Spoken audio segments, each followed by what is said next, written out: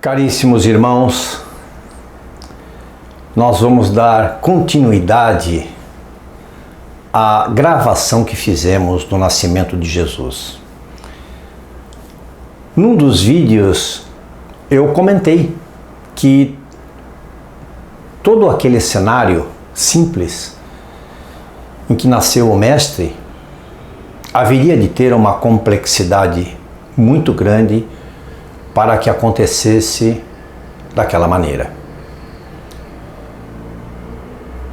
Nós temos na família de Jesus, em José, Maria e o próprio menino Jesus, um símbolo do que deve ser uma família.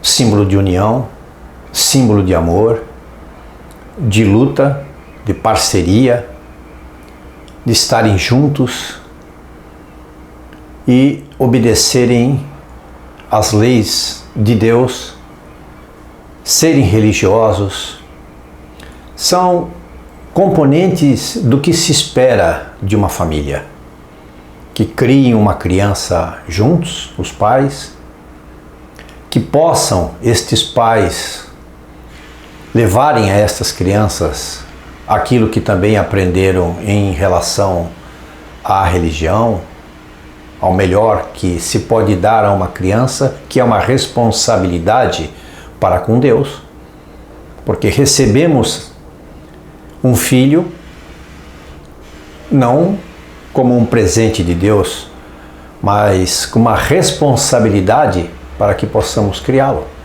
para que possamos orientá-lo. É um empréstimo, diríamos assim. Mas voltando à complexidade de uma certa maneira, não é? Talvez essa não seja a palavra mais correta, mas poderíamos dizer que o planejamento para a vinda de Jesus foi extremamente feliz, porque a sua missão foi concluída com êxito. Mas aonde foi este planejamento? Como se deu? Nós vamos falar um pouco sobre ele. Em Jesus, um planejamento das hostes celestiais. Nós utilizamos a pesquisa de O Sublime Peregrino, entre outros livros, de Ramatiz, na psicografia de Hercílio Mais, para termos um embasamento do que nós estamos aqui conversando. E queremos também colocar nesse texto, nessa nossa conversa, um pouco de luz de como foi este procedimento todo, não é? Essa organização das hostes siderais, que é desconhecida para nós. Por que é desconhecida para nós? Porque nós ainda temos uma mente, de certa maneira, não desenvolvida e não temos o conhecimento necessário e nem os acessos necessários para podermos ter todas as respostas que queremos. A vinda do Mestre Jesus para o nosso planeta resultou de uma extensa e ainda inexplicável arquitetura celestial. Por que inexplicável? Porque a própria espiritualidade não coloca para nós exatamente em outros livros ou em vários livros como se deu. Quem tem acesso a estas informações, como nós já falamos no vídeo anterior, são espíritos de um alto gabarito espiritual, não é? Que podem ter acesso às bibliotecas espirituais onde estão gravadas todas as lembranças, não é? Em vídeo, em áudio e provavelmente, claro, em vídeo também, para que eles tenham, quando autorizados, a possibilidade de passarem para nós. Sabemos que Jesus não veio até nós apenas como encarnam aqui a maioria dos habitantes deste planeta. Os espíritos que encarnam aqui são espíritos que vivem muito perto da Terra, não é? E quando necessitam encarnar, eles se dirigem àqueles que têm a autorização para trabalharem Estes reencarnes, diríamos assim, explicam o porquê, o desejo de voltarem para a Terra, a sua necessidade para cumprirem suas missões, seus débitos, e se desenvolve desta maneira para os espíritos mais achegados à atmosfera do nosso planeta, o que não aconteceu com Jesus, porque ele veio de uma esfera completamente diferente. Mas como aconteceu? Não é? De onde ele veio? Quanto tempo demorou e por quê? Instrutores elevados, como Jesus, angelicais, não é? Eles necessitam de mobilização de providências incomuns por parte da técnica transcendental que estão além do nosso conhecimento. A morada de Jesus, com certeza, não é uma morada perto do nosso planeta. Jesus é um espírito angélico puro e desta maneira habita regiões completamente diferentes. Para ele vir de onde ele estava até a sua encarnação aqui na Terra, dependeu de muitos fatores. Fatores como a vontade de reencarnar, porque quando o espírito atinge a perfeição, ele perde a noção da reencarnação, ele perde a vontade de reencarnar, até porque teria, como foi o caso de Jesus, que habitar um corpo de carne, o que não é mais para os espíritos puros, eles não têm mais esta necessidade. Então, ele teria que mobilizar a sua vontade, atendendo ao pedido do Pai, como ele mesmo disse. Nós temos no Evangelho de João várias passagens falando a respeito de João, colocando que Jesus manifestou-se em diversos momentos que ele falava em nome do Pai dele, ele curava em nome do Pai. Ele tinha vindo aqui pela vontade do Pai, a pedido do Pai, para transmitir as suas leis divinas. Então nós entendemos que Jesus veio numa encarnação missionária. E esta encarnação missionária trouxe com ele um planejamento para que este espírito puro pudesse completar com êxito a sua missão. E é um acontecimento, esse evento, né, um acontecimento que foi previsto com muita antecedência, milênios de antecedência.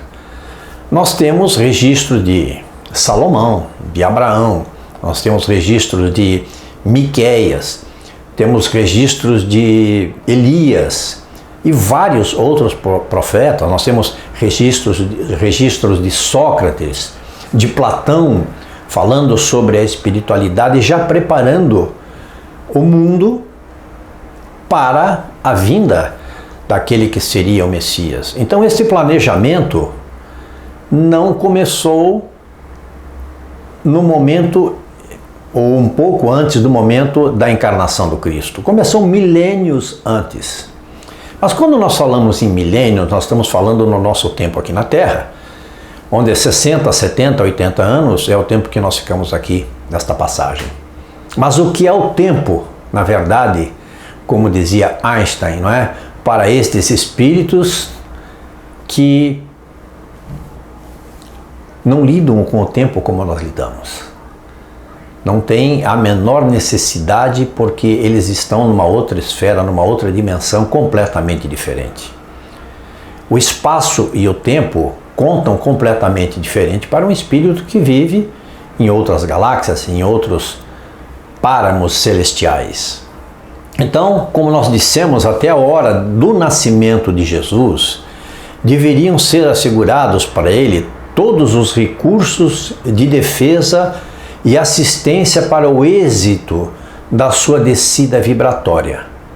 Na vibração espiritual de Jesus, na sua potência espiritual, seria, apenas como um exemplo, colocar o Sol dentro de uma caixa de sapatos uma caixa de fósforo.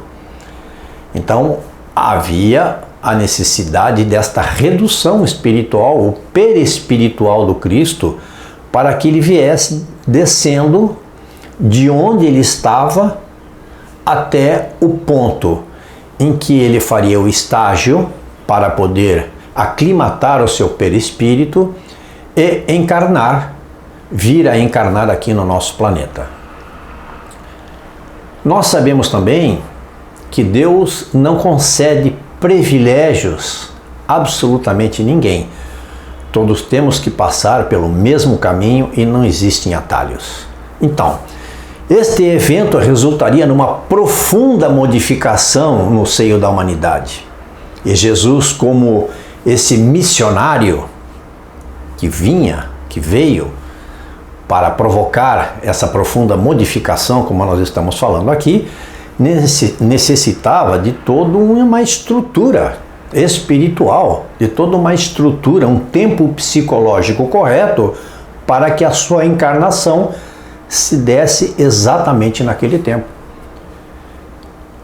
Com isto, antes do Cristo, deveriam encarnar nesta programação, no tempo sideral, todos os espíritos que iriam dar suporte para ele, alinhamento dos astros que aconteceu, o alinhamento dos astros que foram necessários para o clima propício que deveria se estabelecer no planeta, todos esses espíritos que estiveram junto com ele, os seus apóstolos, não é? Aqueles que o cercaram, seu pai, a sua mãe, tiveram que nascer, obviamente, antes, num tempo psicológico correto, para que tudo se desse dentro do cenário estabelecido e antecipado já de milênios.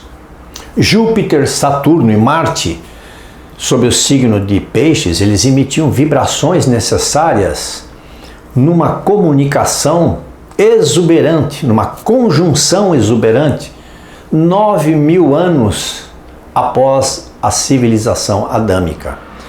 E para quem é curioso com os astros, pode procurar, não é? Pesquisar, fazer a pesquisa no Google, enfim, onde estavam e como estavam alinhados esses astros aqui que nós acabamos de colocar, para que o magnetismo emanado deles pudesse deixar uma suavidade no planeta e para que Jesus também pudesse se sentir bem, porque ele estava vindo, como dissemos, de alturas que nós não alcançamos ainda em nossa mente para o nosso planeta, e esta descida vibratória dele demorou muito mais de 1000 anos, conforme temos no próprio livro de Ramatiz. Essa sua missão, a missão do Cristo, ela foi sacrificial, sem culpas para redimir. Jesus não tinha culpas para redimir, não é? E ele tinha um elevado padrão espiritual angélico e a sua mente espiritual inacessível a qualquer deformação. Então, tudo aquilo que o Cristo fez, tudo que ele disse, todo o amor que ele nos colocou, foi exatamente aquilo que ele era. Não havia possibilidade de ele comprometer a sua encarnação, como muitos comprometem, porque ainda são atraídos pelos prazeres, não é, da Terra, por aquilo que emana do planeta e que muitos ainda se deliciam e acabam se desviando dos seus objetivos. Cristo não tinha mais absolutamente nenhum prazer mundano. Ele não tinha nenhuma deformação espiritual que pudesse colocar em risco o seu sucesso, o sucesso da sua encarnação. E isso garantiria tudo que ele veio aqui edificar.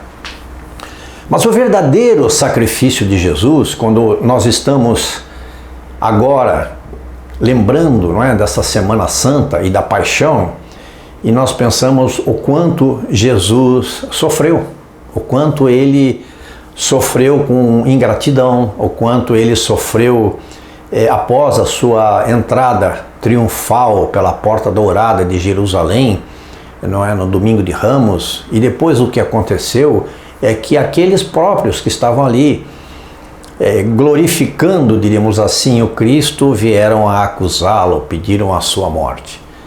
Tudo isso abalou o mestre? Absolutamente não abalou o mestre.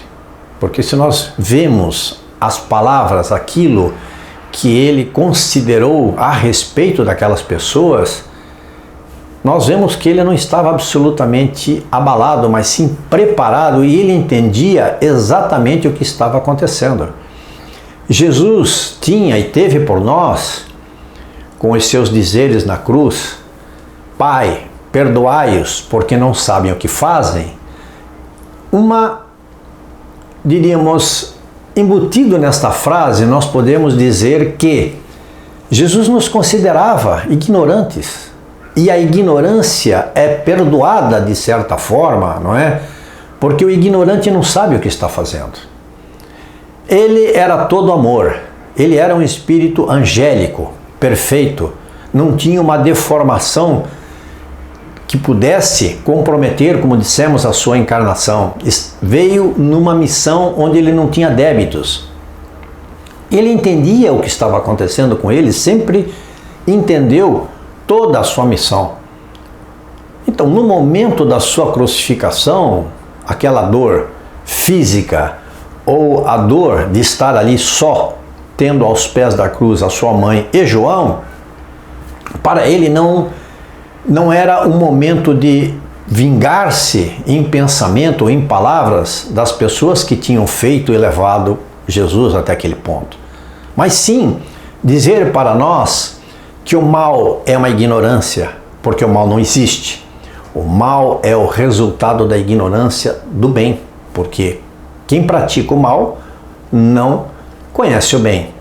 E quem conhece o bem e pratica o mal se compromete em débitos, e isso aí é extremamente entendível e diríamos assim, sabemos para aqueles todos que nos veem, não só em vídeos, mas para os que frequentam as religiões, as suas convicções, que a responsabilidade é tanto maior quanto mais nós sabemos a respeito da responsabilidade. O verdadeiro sacrifício, na verdade, de Jesus, como nós estávamos falando, foi vir até o nosso planeta. Foi sair exatamente de onde ele estava. Foi ter a vontade de reencarnar novamente.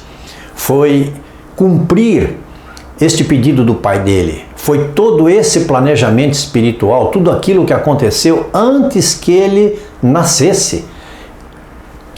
Este foi o verdadeiro sacrifício, e que muitas vezes nos equivocamos com uma paixão de Cristo, não é? Uma paixão que o levou à cruz e que durou ali 3 dias, quando a sua descida até o planeta resultou de um sofrimento maior, quando ele atravessava zonas umbralinas, quando ele atravessava mundos inferiores, a sua potencialidade sofria, a sua potencialidade espiritual, o seu espírito sofria com essa redução de onde ele estava para onde ele viria.